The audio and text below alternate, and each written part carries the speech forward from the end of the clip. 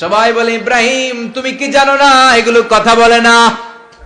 সৈয়দনা ইব্রাহিম বলে যে এটা কথা কয় না, ওইটার পূজা করস কেন? নিতেন বিশ্বনবী পাটির মধ্যে সিজদা করতেন, আবার বিশ্বনবী সিজদা করে যখন দাঁড়িয়ে যেতেন মা আয়েশা আবার আগের মতো পা বিছিয়ে দিতেন। আল্লাহু আকবার।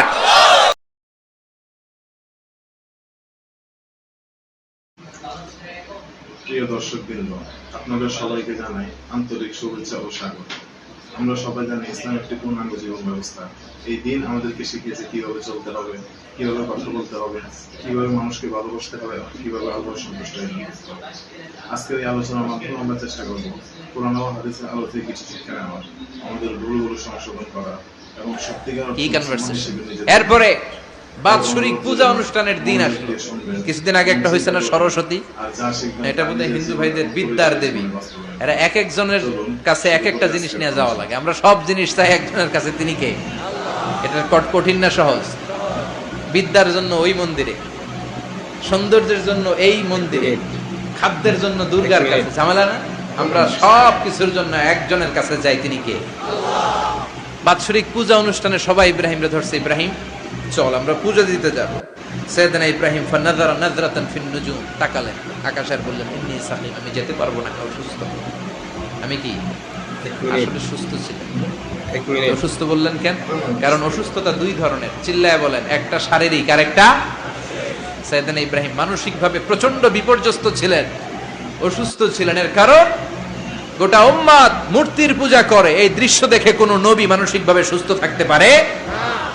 উনি বললেন আমি অসুস্থ, তোমরা যাও। সবাই বলল ঠিক আছে আমরা যাই। ইব্রাহিম তুই আমাদের ঘরের মূর্তিগুলারে পাহারা দে। মূর্তি পাহারাদার একজন ভালো লোক পাওয়া গেছে, মূর্তি পাহারা দেওয়ার জন্য ভালো একজন পাহারাদার পাওয়া গেছে। নাম কথা কন, কথা বুঝতে কষ্ট হচ্ছে মনে হয়। মূর্তি পাহারা দেওয়ার জন্য কারে পাওয়া গেছে? সাইয়েদনা ইব্রাহিম কয় ঠিক আছে আজকে পাহারা দিমু, জন্মের পাহারা, যা তোরা দিতাছি, পাহারা দিতেছি যা। এইবার সাইয়েদনা ইব্রাহিম মূর্তির ঘরে ঢুকলেন।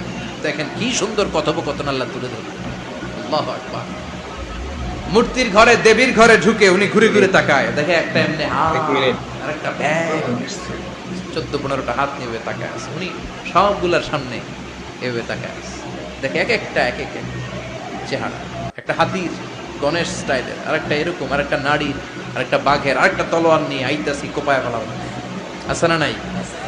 সবগুলোর সামনে যায়, যে দেখে আর অবাক হয় কত ধরনের খোদার কাছে এরা কত কিছু চায়। আর যে দেখে প্রত্যেকটার সামনে ডেজার্টস আইটেম, মিষ্টান্ন, এক একটার সামনে রসমলাই, এক একটার সামনে কালো জাম, লাল জাম, রসগোল্লা, চামচাম, দুধ মালাই, মালাই চপ আছে না নাই? যে পানি চলে আসছে নাকি? তো সাইয়েদনা ইব্রাহিম অবাক, কি রে এত মূর্তি, এত ডিজাইন, এত ভাবে এরা অঙ্গভঙ্গি করে আছে, এত খাবার দেয়া, খায় না কেন? সাইয়েদনা ইব্রাহিম ভাবলেন মনে হয় নাগাল পাই না, আমি একটু তুল্লা ধরি। উনি রসমলাইয়ের বাটিটা নিয়ে, যেটা হা করে আছে ওইটার সামনে যায়, কয় খা। কি কয়? বানাই কইতেছি মনে। ফারাগা ইলা আলিহাতিম, মূর্তিগুলোর কাছে গেলেন। ফাকালা আলা তাকুলুন, খাবি না? খাবি না ডারে আমি কিছু খা, কোরআন থেকে বলছে, ঠিক কি না? উনি ভাবলেন ওরা হয়তো খেতে পারে না, নাগাল পাচ্ছে না, কিংবা আমারে দেখে লজ্জা পাচ্ছে। নিজ থেকে রসমলাইয়ের বাটি তুলে ধরলেন, উনি বললেন খা, আর ওগুলা কয় হা হা করে রয়েছে, নরেও না সরেও। উনি মুখের সামনে তুলে ধরে বললেন আলা তাকুলুন, খা। সবগুলার সামনে গেলেন, খা খা। কেউ খায় না, ওগুলো হা করে আছে। সাইয়েদনা ইব্রাহিম বললেন খা, কেউ কথা কয় না। উনি বললেন খাবি না কেন? তাইলে কথা ক। এই যে কষ্ট করে উড়াইলি, মুখের সামনে দিলাম, খাবি না কেন? কথা বল। আল্লাহ তাকুলুন, খাবি না কেন? কথা বল। মালাকুম লা তাতাকাল্লামুন, খাবি না কেন? মালাকুম লা তানতিকুন, হয় খা নয় কথা ক।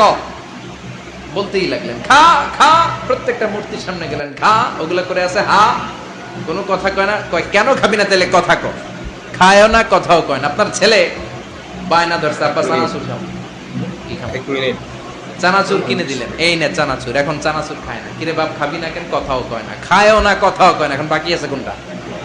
কথা কর। ফারাগা আলাইহিম দারবাম বিল ইয়ামিন, ডান হাতে কোপানো শুরু করলেন। ইচ্ছা মতো ঘুষি কিল মারতে মারতে মূর্তিগুলার সাইজ। ফারাগা আলাইহিম দারবাম বিল ইয়ামিন, এক একটা নবীর হাতে জান্নাতি শক্তি দিয়েছে কে? খা নাইলে কথা ক, খায় না, কথাও কয় না, বাকি আছে মাইর। মারতে শুরু করলেন, মারতে মারতে সব শেষ। তারপরে খুঁজে পেলেন একটা কুড়াল। কি পাইলেন? কুড়াল দিয়ে মারতে আরো সুবিধা, খালি এটারে এভাবে মারে ওইভাবে মারে, মারতে মারতে যতগুলো মূর্তি ছিল সবগুলো মেরে বড় মূর্তিটার গায়ে মারতে যাবে, in the meantime stop, না এটারে মারো। ফাজআলাহুম জুদাদান, সবগুলোরে টুকরা টুকরা, ইল্লা কাবীর আল্লাহুম, বড়টা ছাড়া ওইটারে রেখে দিলেন। আর বুদ্ধি করে কুড়ালটারে বড়টার কাঁধে ঝুলাইয়া দিলে, বড় মূর্তিটার কাঁধের মধ্যে ঝুলাইয়া দিলেন। ঘটনাটা সুন্দর হয়েছে না? কেমন যেন মনে হয় এটা কোপাইয়া দাঁড়া রয়েছে বাপের বেটার মতো। বড় পূজার শেষ, পূজার দিনক্ষণ শেষ। বিকেল বেলা পূজা মণ্ডপ থেকে সব এসে দেখে সর্বনাশ। পাহারাদার ইব্রাহিম কই, আনতা ফাআলতা হাযা বিআলিহাতিনা ইয়া ইব্রাহিম। ইব্রাহিম, সর্বনাশ কে কইছে? তুই কইছত নি? আইনো বড়টাই কইছে, ওইটাতে জিজ্ঞেস করো। বাল ফাআলাহু কাবীরুহুম হাযা ফাসআলুহুম ইন কানু ইয়ানতিকুন। কোরআন থেকে বলছি, আমি করি নাই। ওই দেখ কুড়ালটা কার কান্দে? বড়টার কান্দে, ওইটারে জিগা। সবাইকে খাইছে। সবাই বলে, ইব্রাহিম তুমি কি জানো না এগুলো কথা বলে না? সাইয়েদনা ইব্রাহিম বলে যে এটা কথা কয় না, ওইটার পূজা করস কেন? যেটা কথা বলে না, যেটা নিজেরাই নিজেদেরকে মায়ের থেকে বাঁচাতে পারে না, নিজেরাই নিজেদেরকে রক্ষা করতে পারে না, তোরে কিভাবে রক্ষা করবে? এগুলোর পূজা কেন করিস? ফাবুহিতাল্লাযী কাফার, কারো কোনো জবাব নাই, লা জবাব। সবাইকে, ইব্রাহিম তুই বড্ড বেড়ে গিয়েছিস, তোরে নমরুদের কাছে নেওয়া হবে, রশি দিয়ে পেঁচিয়ে নমরুদের কাছে নেওয়া হলো। নমরুদের নাম শুনছেন? শোনেন নাই বোধহয়, শোনেন নাই? পৃথিবীতে 4 জন বাদশা ছিল, যারা গোটা বিশ্বের বাদশা। গোটা বিশ্বের 2 জন কাফের, 2 জন মুমিন। মুসলমানের একজন হচ্ছে যুলকারনাইন, আরেকজন হচ্ছে সাইয়েদনা সুলাইমান। কাফেরের একজন হচ্ছে বাখতানাসার, আরেকজন হচ্ছে নমরুদ। এই নমরুদের কাছে নিয়ে যাও, রশি দিয়ে বেঁধে। এবার নমরুদের সাথে কি ডায়ালগ মারছে এটা তো আর কোরআনে নেই। কথা কও, এটাও আছে। নমরুদ বলে, ইব্রাহিম শুনলাম তুমি নাকি আমাদের খোদাগুলোরে মারছো, তুমি নাকি কোন আল্লাহর ইবাদত করো, তুমি নাকি কোন নতুন রবের তথ্য নিয়ে আমাদের বাবেল নগরীতে আগমন করেছো। আমি ছাড়া কোন খোদা আছে বলে তো আমি শুনি নাই। এই বাবেল নগরীতে আমি ছাড়া কোন খোদা আছে আজকে নতুন শুনলাম। কে তোমার খোদা? কি তার পাওয়া? এবার ডায়ালগ মারা শুরু করলেন সাইয়েদনা ইব্রাহিম। সাইয়েদনা ইব্রাহিম বললেন, রব্বি আল্লাযী ইউহয়ী ওয়া ইউমীত, আমার রব এমন রব যিনি জীবন দেয় আবার মরণও দেয়। জীবন দেয় কে? মরণ দেয় কে? নমরুদ বলে, তাই তোমার আল্লাহ জীবন দেয় মরণ দেয়? আনা উহয়ী ওয়া উমীত। এবার নমরুদ ডায়ালগ মারতেছে, খালি ডায়ালগ। আনা উহয়ী ওয়া উমীত, আমিও তো জীবন দেই, আমিও তো মরণ দেই। সাইয়েদনা ইব্রাহিম বললেন, তুমিও যদি আমার আল্লাহর মতো জীবন দাও মরণ দাও তাইলে দেখাও। নমরুদ জেলখানা থেকে 2 জন ফাঁসির আসামিকে ধরে এনে একটা ধারালো ছুরি নিয়ে প্রথম আসামির পেটের ভিতরে ধা করে ছুরিটা ভরে দিয়েছে। ফিনকি দিয়ে রক্ত ছুটলো। লোকটা ছটফট ছটফট ছটফট করতে করতে দুনিয়া থেকে বিদায়। এবার পেট থেকে ছুরিটা বের করে দ্বিতীয় আসামির পেটের মধ্যে ঢুকাতে যাবে ধা করে। In the meantime stop, ঢুকায় নাই, পেটে ঢুকাইতে যেও ঢুকায় নাই। তো ইব্রাহিম, এই যে দেখো তোমার সামনে প্রথম লোকটারে আমি মৃত্যু দিলাম, আর এটারে মৃত্যুর পথ থেকে বাঁচাই, এটারে আমি জীবন দিলাম। প্রথমটারে দিলাম জীবন, পরেরটারে দিলাম, প্রথমটারে দিলাম মরণ, পরেরটারে দিলাম জীবন। তোমার রব যেরকম করে জীবন দেয় আর মৃত্যু দেয়, আমিও জীবন দেই, আমিও মৃত্যু দেই। চিল্লায় পড়েন নাউযুবিল্লাহ। সাইয়েদনা ইব্রাহিম বিপদে পড়ে গেলেন। তাই তো, আসলেই তো প্রথম লোকটারে মৃত্যু দিল, দেয় নাই? কথা কন, ছুরি মেরে রক্ত বের করে ওর মৃত্যু দেয় নাই? পরের লোকটারও একই ভাবে মৃত্যু দিতে যে সেখান থেকে বাঁচিয়ে জীবন দিল। ভেজাল আছে না নাই? এবার সাইয়েদনা ইব্রাহিম বলে, ফাইন্নাল্লাহ ইয়াতি বিশ-শামসি মিনাল মাশরিকি ফাআতি বিহা মিনাল মাগরিবি ফাবুহিতাল্লাযী কাফার। সাইয়েদনা ইব্রাহিম বললেন, বুঝলাম তুমি আমার আল্লাহর মতো জীবন দাও, বুঝলাম তুমি আমার আল্লাহর মতো মরণ দাও, কিন্তু নমরুদ খেয়াল করে শোনো, আমার আল্লাহ প্রতিদিন সকাল বেলায় পূব আকাশ থেকে জল জলে সূর্যটা উঠায়। তোমার যদি এরকম কোন ক্ষমতা থাকে, তুমি আগামীকাল সকাল থেকে পূর্ব দিক থেকে সূর্য না উঠিয়ে পশ্চিম দিক থেকে সূর্যটা উঠাও।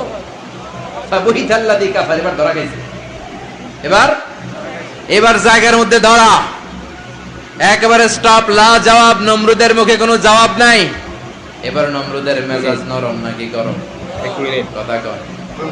গরম মেজাজ নিয়ে কয় হাররিকু, এটারে আগুনে জ্বালা, এটারে আগুনে ফেল। নমরুদ বুঝে নাই যে আগুনের মালিক কে। বিশাল আগুনের কুণ্ডলি পাকিয়ে সাইয়েদনা ইব্রাহিমকে আগুনের মধ্যে ফেলে দেয়া হলো। হাতের মধ্যে রশি, এক মিনিট পায়ের মধ্যে রশি, সারা দেহের মধ্যে রশি পেঁচিয়ে আগুনের কুণ্ডলিতে ফেলে দেয়া হলো। মুহূর্তের মধ্যে আগুনের প্রজ্বলন শক্তি ওই রশিগুলোকে জ্বালিয়ে পুড়িয়ে ছারখার করে দেয়, কিন্তু সাইয়েদনা ইব্রাহিমের দেহের একটা পশমও জ্বালায় না। যে রশি দিয়ে টাইট করে পাচ্ছে, ওনার দেহের সাথে লাগানো টাচ করা রশি, ওই রশি জ্বলে যায়, কিন্তু সাইয়েদনা ইব্রাহিমের পশম জ্বলে না। চিল্লায় পড়েন আল্লাহু আকবার। যদি তোমাদের মাঝে কেউ ইব্রাহিমের মতো ঈমান আনিতে পারো, অগ্নিকেও পুষ্প বলে পরিণত করিতে পারো, ঠিক কিনা? মুসার মতো ঈমান হলে রাস্তা হবে সাগর জলে, ইউসুফের মতো ঈমান হলে একে একে দরজা খোলে। সাইয়েদনা ইব্রাহিমের মতন ঈমান যদি আজও থাকে বিদ্যমান, এক মিনিট অগ্নিকুণ্ডে দেখতে পাবে খুবসুরতে ফুল বাগান, ঠিক কিনা? ওই ঈমানটা দরকার।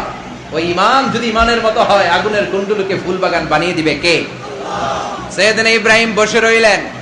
নমরুদ কয় আরো আগুন জ্বালা, এলাকার বড় বড় গাছগুলো তক্তাগুলো কেটে আগুনের কুণ্ডলিতে ফেল।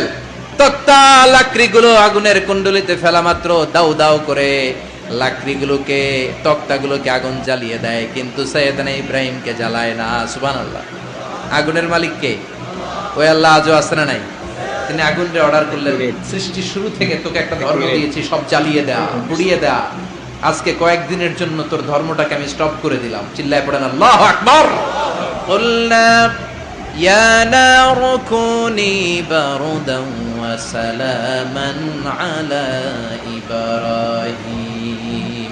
আল্লাহ বললেন আগুন খবরদার, এক মিনিট আমার ইব্রাহিমের গায়ের যেন পশম না পুড়ে যায়, কারণ ইব্রাহিমের সন্তান হবে ইসমাইল, আর ওই ইসমাইলের বংশে আমি পাঠাবো আখিরি জামানার পয়গাম্বার।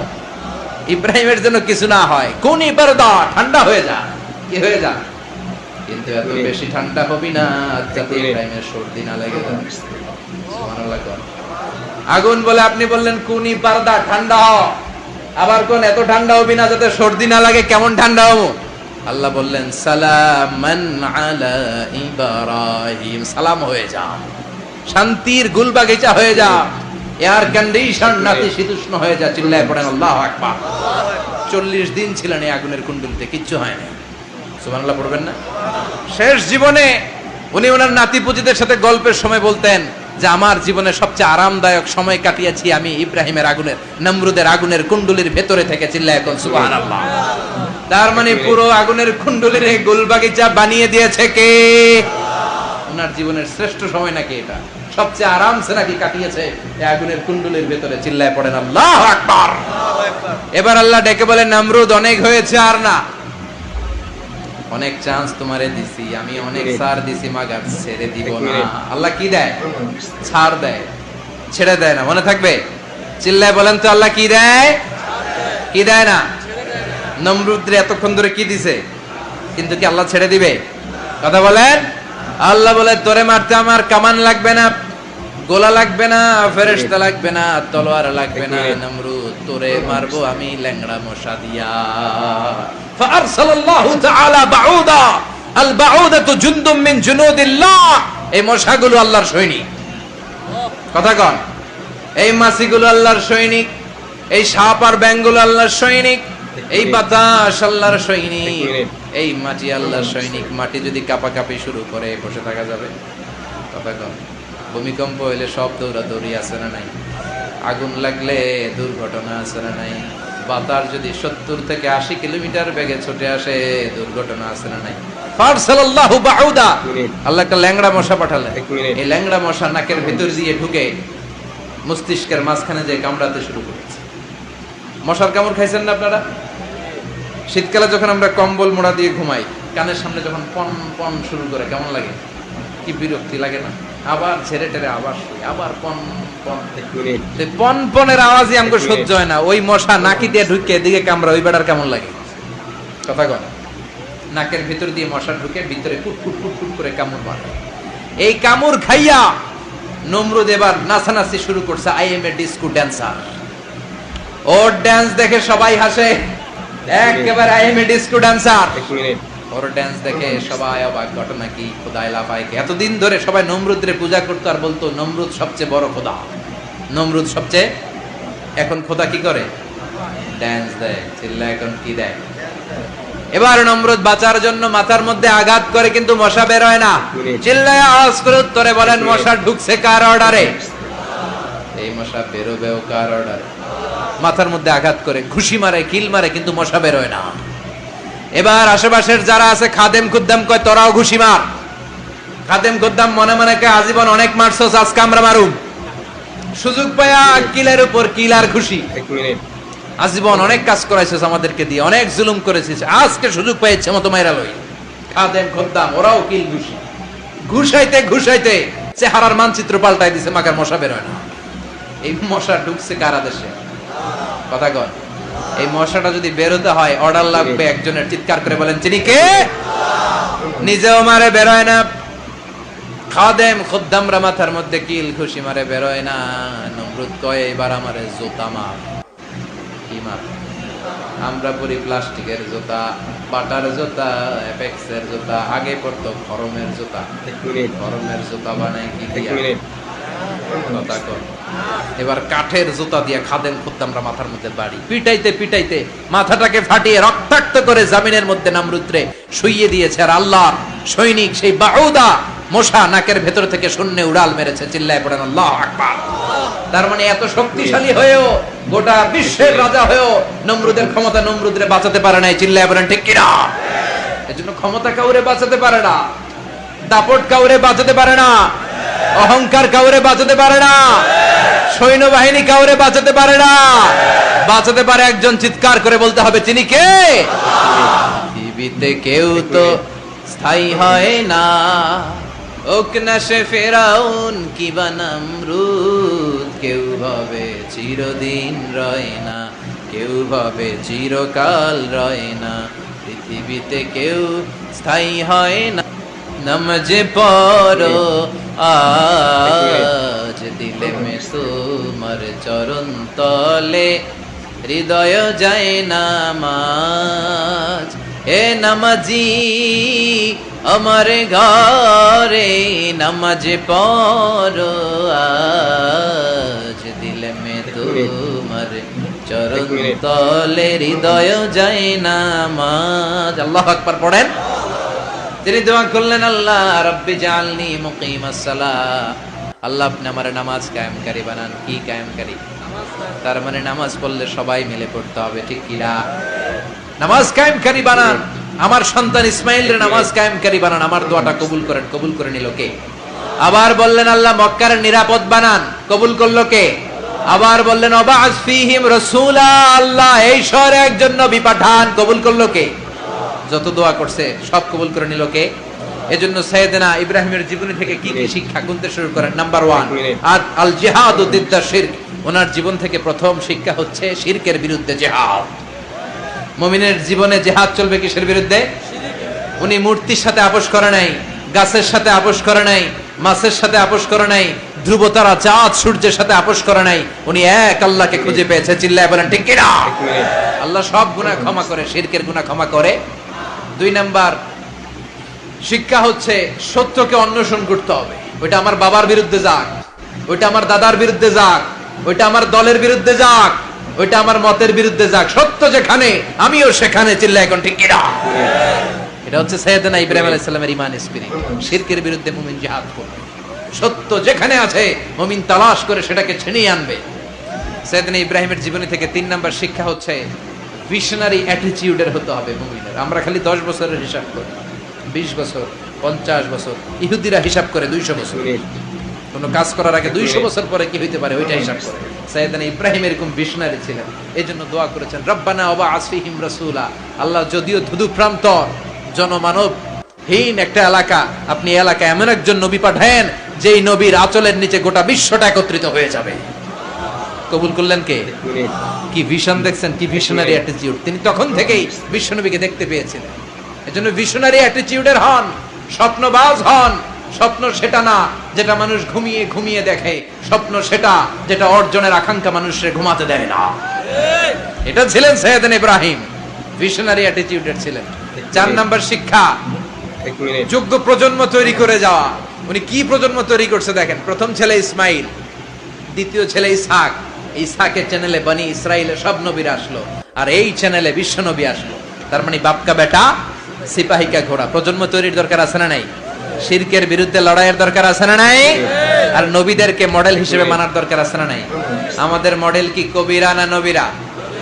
নায়করা না নবীরা? নেতা নেত্রীরা না নবীরা? আমরা যেন নবীদেরকে মডেল হিসেবে মেনে জান্নাতে উপযুক্ত হতে পারে। আল্লাহ তুমি তৌফিক দাও।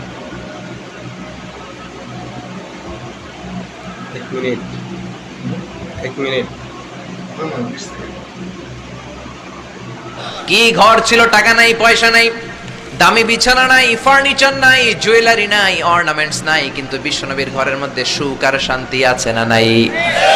সুখ আর সুখ। ফজরের নামাজ পড়ে এসে নিজেই মা আয়েশার সাথে রান্না করতে বসে যেতেন, নিজের তলোয়ার বের করে পেঁয়াজ কাটা শুরু করতেন বিশ্বনবী। আল্লাহু আকবার। বিশ্বনবী গ্লাসের যেই মা আয়েশা গ্লাসের যেই জায়গায় ঠোঁট লাগিয়ে মুখ লাগিয়ে পানি পান করতেন, ওই জায়গাটা খুঁজে খুঁজে বিশ্বনবী আবার ওই জায়গায় ঠোঁট লাগিয়ে পানি পান করতেন। কোন সুবহানাল্লাহ। আবার গোশত খাওয়ার পর বিশ্বনবীর স্ত্রী মা আয়েশা হাড্ডি চুষতেন, চষে ফেলে দেওয়া হাড্ডিটা বিশ্বনবী আবার হাতে নিয়ে চষা শুরু করতেন। আল্লাহু আকবার। কি শান্তি, কি সুখ। মা আয়েশাকে বিয়ে করার আগে মা আয়েশার চেহারাটা বিশ্বনবীর কাছে জিবরাইল এনে বলল, ইয়া রাসূলুল্লাহ আখবিরনি, আমাকে বলেন মেয়েটাকে দেখতে কেমন লাগে। বিশ্বনবী বললেন, কার মেয়ে? আপনার বন্ধু আবু বকরের মেয়ে। কেন এনেছো? আল্লাহ ডাইরেক্ট প্রপোজাল দিয়েছে, ডাইরেক্ট প্রপোজ করেছে বিয়ের জন্য। বিশ্বনবী বললেন, তাই নাকি? জিবরাইল বললেন, হ্যাঁ ইয়া রাসূলুল্লাহ, আমি হলাম বিয়ের ঘটক, আল্লাহ হলেন বিয়ের কাজী। বিশ্বনবী বললেন, তুমি যদি বিয়ের ঘটক হও, আল্লাহ যদি হয় কাজী, আমি মুহাম্মদ রাজি। আল্লাহু আকবার। বিয়ে হয়ে গেল। ঘরে দামি কিছু নাই, ফার্নিচার নাই, টাকা পয়সা নাই, কিন্তু বিশ্বনবীর ঘরের মধ্যে সুখ আছে না নাই? বিবিদেরকে এত ভালোবাসতেন, কোনোদিন মারামারি করেন নাই, যৌতুকের জন্য পিটান নাই, কোনোদিন গায়ে হাত তোলেন নাই। কোন ঠিক কিরা? এক একজনকে বিশ্বনবী প্রাণ ভরে ভালোবাসতেন। বিবিরাও বিশ্বনবীর কাছে আবদার করতেন, নানা ধরনের আবদার। বিশ্বনবী সেগুলো পূরণের চেষ্টা করতেন। আবার মাঝে মাঝে রাত্রিবেলা মা আয়েশার সাথে দৌড়াদৌড়ির প্রতিযোগিতা করতেন। কোন সুবহানাল্লাহ। সহিহ হাদিস, মা আয়েশা তখন চিকন ছিল। এক মিনিট। তাহাজ্জুদের সময় বিশ্বনবী উঠে মা আয়েশারে বললেন, আয়েশা ও আমার কলিজার টুকরা হুমায়রা। মা আয়েশাকে আদর করে বিশ্বনবী হুমায়রা বলতেন। হুমায়রা মানে যেই মহিলা রেগে গেলে, খুশি হয়ে গেলে, রাগের চোটে, খুশির চোটে দুইটা গাল আনার ফলের মতো টকটকে লাল হয়ে যায়। কোন সুবহানাল্লাহ। মা আয়েশা রেগে গেলে গালগুলো লাল হয়ে যেত, গাল দুইটা টকটকে লাল আকার ধারণ করত। বিশ্বনবী তাকে হুমায়রা বলতেন, হুমায়রা মদিনাতে কেউ জেগে নাই, চলো না আমরা দৌড় দৌড় খেলি। মা আয়েশা মহা খুশি, কারণ সব বিবিরাই চায় স্বামীরা একটু রোমান্টিক হোক। কোন ঠিক কিনা? সব বিবিরাই চায় স্বামী আমার দিকে স্পেশাল নজর দেখ। সব বিবিরা চায় স্বামী আমাকে নিয়ে পারলে একটু রেস্টুরেন্টে ঘুরতে যাক, স্বামীরা পারলে আমারে একটু বেড়াতে নিয়ে যাক। এরকম আবদার বিবিদের কাছে আছে না নাই? কিন্তু এমনও অনেক স্বামী খুঁজে পাবেন, বছরের পর বছর যায়, বিবিরে সালামও দেয় না। আছে না নাই? খিটখিটে মেজাজ, মেজাজ দেখায়, ধমক দেয়, আবার যৌতুকের জন্য পিটায়। আছে না নাই? জোরে বলেন, আছে না নাই? শয়তান দিল যৌতুক, কোরআন দিয়েছে মোহর। আমরা এখন মোহর ছেড়ে দিয়ে যৌতুকের পেছনে হাঁটি। জোরে বলেন ঠিক কিনা? যৌতুকের চেয়ে জঘন্য অপরাধ সমাজে নাই। কুকুরের গোশত খাওয়া যত গুনাহ, যৌতুক তার চেয়েও বেশি গুনাহ, ঠিক কি না? কুকুরের গোশত খেলে একটা গুনাহ হয়, হারাম খাওয়ার গুনাহ হয়, কিন্তু যৌতুক খেলে দুইটা গুনাহ হয়। এক হলো হারাম খাওয়ার গুনাহ, দুই হচ্ছে শ্বশুর বাড়ির উপরে জুলুম করার গুনাহ। জোরে বলেন ঠিক কি না? মা আয়েশা বললেন, ইয়া রাসূলুল্লাহ, আমি দৌড়াদৌড়িতে রাজি। বিশ্বনবী বললেন, লেটস স্টার্ট দ্য কম্পিটিশন, চলো কম্পিটিশন শুরু করি। ওই যে মদিনার মসজিদের পাশে বড় একটা পিলার দেখা যায়, ওই পিলারের মধ্যে কে যে আগে ধরতে পারে রে আয়েশা, চলো আমরা দৌড় দেই। বিশ্বনবী বললেন, ওয়াহিদ ইসনাইনি সালাতা, 1 2 3 লেটস গো, চলো দেই দৌড়। বিশ্বনবী অপেক্ষাকৃত মোটা ছিলেন, মা আয়েশা চিকন ছিলেন। মা আয়েশা দৌড় দিলেন, বিশ্বনবীকে পেছনে ফেলে ওই পিলার ধরে মা আয়েশা ফার্স্ট হয়ে গেলেন। কোন সুবহানাল্লাহ। মা আয়েশা মহা খুশি, খিলখিলিয়ে হাসছেন। বিশ্বনবী মুচকি হাসতেন। আমার নবী কখনো খিলখিলিয়ে হাসেন নাই, আমার নবী সব সময় মুচকি হাসতেন। মুচকি হাসলে বিশ্বনবীর ঠোঁটও দেখা যেত, হালকা একটু দাঁতও দেখা যেত। পরে আল্লাহু আকবার। সব সময় তিনি তাবাসসুম পছন্দ করতেন। বিশ্বনবী বললেন, ঠিক আছে, আনতিল ফাইজা, তুমি বিজয়ী হয়েছো। তার ঠিক 6 বছরের পরের ঘটনা। এই 6 বছরের ব্যবধানে মা আয়েশার আগের মতো চিকন নাই, মা আয়েশারে মোটা বানিয়ে দিয়েছে কে? আবার 6 বছর পরে বিশ্বনবী তাহাজ্জুদের সময় উঠলেন, মা আয়েশারে ডেকে বললেন, আয়েশা, মদিনার কোন লোক জেগে নাই, সবাই ঘুমিয়ে আছে, চলো আজকে রাতেও দৌড় খেলি। মা আয়েশা বললেন, আমি রাজি, চলেন শুরু করে দেই। বিশ্বনবী আবার ওই জায়গায় যেয়ে দাঁড়ালেন, বললেন, ওই যে মসজিদে নববীর পিলার দেখা যায়, কে কার আগে পিলার ধরতে পারে? রেডি, আমরা শুরু করে দেই। 1 2 3 স্টার্ট, গো। বিশ্বনবীও দৌড়, মা আয়েশাও দৌড়, জনমের দৌড়, আইজও দৌড়, কাইলও দৌড়। কে কারে হারাতে পারে? বিশ্বনবী আগের মতোই আছেন, কিন্তু মা আয়েশারে মোটা বানিয়ে দিয়েছে কে? এবার আর বিশ্বনবী চান্স দেন নাই মা আয়েশারে। বিশ্বনবী ওই দিন আসলে ইচ্ছা করে হারেন নাই, মা আয়েশারে জিতানোর জন্য দেরিতে গিয়েছেন। কোন ঠিক কিরা? আমার নবী যদি শক্তি দিয়ে দৌড়ায়, নবীর সাথে কেউ দৌড়ে জিততে পারে না। জোরে বলেন ঠিক কিরা? মদিনাতে বিশ্বনবী যখন ঘোড়া হাঁকাতেন, সাহাবীরা বলতেন 1 মিনিটের মধ্যে, আধা মিনিটের মধ্যে বিশ্বনবীর ঘোড়া যে কত সামনে চলে যেত। সামনে আমরা ধোঁয়ার বালি দেখতাম, বিশ্বনবীরে খুঁজে পাওয়া যেত না। আল্লাহু আকবার। আবার তিনি যখন ওট হাঁকাতেন, পাগলের মতো বাতাসকে পেছনে ফেলে ওটগুলো দৌড়াতো। আদবা আর কসওয়া, এই দুইটা ওট নবী ব্যবহার করতেন। নবী কি ব্যবহার করতেন এগুলো জানেই না। সালমান খান কোন ব্র্যান্ডের টিস্যু দিয়া টয়লেটে যায় এটাও জানে। 1 মিনিট। কোন নায়ক কি করে, সাকিব আল হাসান কোন ড্রিঙ্কস খায় এরকম মাসেল বানাইছে, সবার মুখস্থ আছে না নাই? এরপরে মাশরাফি কেমনে পেস বল করে, ওই প্র্যাকটিস আছে না নাই? কে কেমন কি করে সব মুখস্থ, কিন্তু নবীরা কেমন চলতেন, নবীদের সুনান কি ছিল, এটা আমাদের জানা নাই। জোরে বলেন ঠিক কি না? বিশ্বনবী যদি দৌড়ের মতো দৌড় দেয়, কেউ পারে না। এমন শক্তি আল্লাহ বিশ্বনবীর মাসলের মধ্যে দিয়েছেন, কাউরে একবার ধরলে খবর আছে না নাই? মক্কার সবচেয়ে বড় কুস্তিগিরের নাম হলো রুকানা। রুকানার সাথে কুস্তিতে কেউ পারে না। সাহাবীরা বললেন, ইয়া রাসূলুল্লাহ, ইয়া হাবিবাল্লাহ, কোনদিন আপনি রুকানার কাছে যাবেন না, কেননা রুকানা হলো সব চাইতে বড় কুস্তিগির, রুকানা কুস্তি দিলে আপনি পারবেন না। কিন্তু বিশ্বনবীর দাওয়াত তো কোনো গুটি কয়েক মানুষের জন্য নয়, সবার জন্য, ঠিক কি না? সবার জন্য দাওয়াত দিতে হবে। বিশ্বনবী ফজরের নামাজের পরে সাহাবাদের চোখকে ফাঁকি দিয়ে রুকানার কাছে চলে গেল। রুকানার কাছে যে বলল, ইয়া রুকানা আসলিম তাসলাম, ইসলাম ধর্ম গ্রহণ করো, শান্তি দিবে কে? রুকানা বলে, ধর্ম গ্রহণ করব না, একটা শর্তে করতে পারি, কুস্তিতে মুসারাআতে যদি আমাকে হারাতে পারো, আমাকে যদি কুস্তি খেলে হারিয়ে দিতে পারো, তাহলে আমি কালিমা পড়ে নেব। বিশ্বনবী বললেন, আমি তো কুস্তি লাগি না, আমি কাউরে মারি না, তবে জাহান্নামের মাইর থেকে বাঁচানোর জন্য আমি এসেছি। বলেন ঠিক কি না? রুকানা বলে, না না, আমি রাজি হব না, আমাকে হারিয়ে দিতে পারলে তবেই আমি কালিমা পড়তে রাজি। বিশ্বনবী দয়ার নবী, মায়ার নবী, একটা লোক যদি জাহান্নামের আগুন থেকে বাঁচে, এইটা বিশ্বনবী বেশি বেশি চাইতেন। বিশ্বনবী রাজি হয়ে গেলেন। এবার কুস্তি লাগার পালা। রুকানা একটা হাফ প্যান্ট পরে পজিশন নিচ্ছে। রেসলিং খেলা দেখেন নাই? ডোনাল্ড ট্রাম্পের ট্রাম্প টাওয়ারের ভিতরে এটি খেলে, গায়ের মধ্যে তেল মেখে কুস্তিতে পজিশন নিচ্ছে। বিশ্বনবী পজিশন নেয় না, রুকানা লাফায়, আমার নবী লাফায় না। বিশ্বনবী রুকানারে ডেকে বলল, রুকানা লাফাও কেন?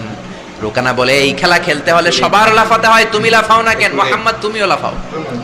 বিশ্বনবী বললেন, আমি লাফালাফি পছন্দ করি না, আমার নবী সেলাইবিহীন লুঙ্গি ব্যবহার করতেন। সেলাই ছাড়া লুঙ্গি পরে যদি কেউ লাফালাফি করে বাতাসে সতর খুলে যাওয়ার সম্ভাবনা আছে না নাই? বিশ্বনবী লাফালাফি করেন না, দাঁড়িয়ে আছেন।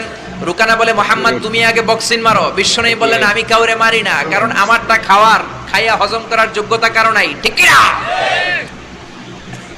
বিশ্বনবী বললেন, আমি মারবো না, তুমি মারো। রুকানা বলে, তুমি মারো। রুকানারাও রাজি করাতে পারেন না। বিশ্বনবী বক্সিং মারেন নাই। বিশ্বনবীর মুবারক ডান হাতটা নিয়ে রুকানার বাম কাঁধের মধ্যে টাচ করে বিশ্বনবী বললেন, ও রুকানা, এত লাফাও কেন, এত লাফাও কেন? বিশ্বনবী ডান হাত দিয়ে কাঁধের মধ্যে ধরতে দেরি, মুহূর্তের মধ্যে রুকানা বেহুশ হয়ে যায়। আল্লাহু আকবার। সবাই রুকানার মাথার মধ্যে পানি ঢালে হুশ করে বলে, রুকানা তুই তো বড় শিয়ানা।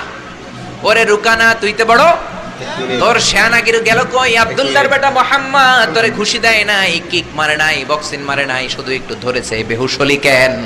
রুকানা বলে, আরে তোরা তো জানিস না, তোরা কিছু দেখিস নাই, তোরা দেখেছিস মুহাম্মদ হাত দিয়ে আমার গায়ের মধ্যে ধরেছে। আসলে ওইটা হাত ছিল না, আমার মনে হয় গোটা উহুদ পাহাড়টা এসে আমার কাঁধের উপরে চেপে বসেছে। জোরে কোন সুবহানাল্লাহ। বিশ্বনবী রুকানাকে বললেন, রুকানা তুমি তো হেরে গেলে, এবার কালিমা পড়ো। কয়, না না, আমি রেডি আছিলাম না, তুমি আগে ধরছো। মুনাফিকেরা মিথ্যা বলে, জোরে বলেন ঠিক কিনা? কাফিরেরা মিথ্যাবাদী হয়। বিশ্বনবী বললেন, ঠিক আছে তাহলে আবার লাগবো। রুকানা বলল, তুমি মারো। বিশ্বনবী বললেন, প্রথমটা আমি মেরেছি, এইবার তুমি মারো। রুকানা বলে, আমি মারবো না, তুমি মারো। বিশ্বনবী আবার রুকানাকে ধরলেন। মুহূর্তের মধ্যে রুকানা আবার বেহুশ হয়ে যায়। সুবহানাল্লাহ কইতে বললেন না? হুশ ফিরানো হলো। আবার সবাই মাথায় পানি দেয়। আর জেগে ওঠার পরে বলে, রুকানা তুই তো বড় শিয়ানাগিরি গেল কই? 1 মিনিট। রুকানা বলে, আবার ওই যে উহুদ পাহাড় আমার কাঁধের উপরে চেপে বসেছে, তোমরা তো খালি চোখে দেখো নাই। বিশ্বনবী বললেন, এবার কালিমা পড়ো। রুকানা বলে, না না, আমার পেটে ক্ষুধা ছিল, আমার গায়ে শক্তি কম ছিল, আমি প্রস্তুত ছিলাম না, পেট ভরে খাবো, খেয়ে দে তোমার সাথে আবার লাগুম। দাইন 3 1 মিনিট। দাইন কয় দাইন? খেলা এরকম বলে না অনেকে, দাইন 3 আবার লাগবো, আবার খেলা হবে। আবার বিশ্বনবী ধরলেন, আবার বেহুশ। বিশ্বনবীকে তোরে আর কত বেহুশ করুন? এজন্য আমার নবীর গায়ে শক্তি আছে না নাই?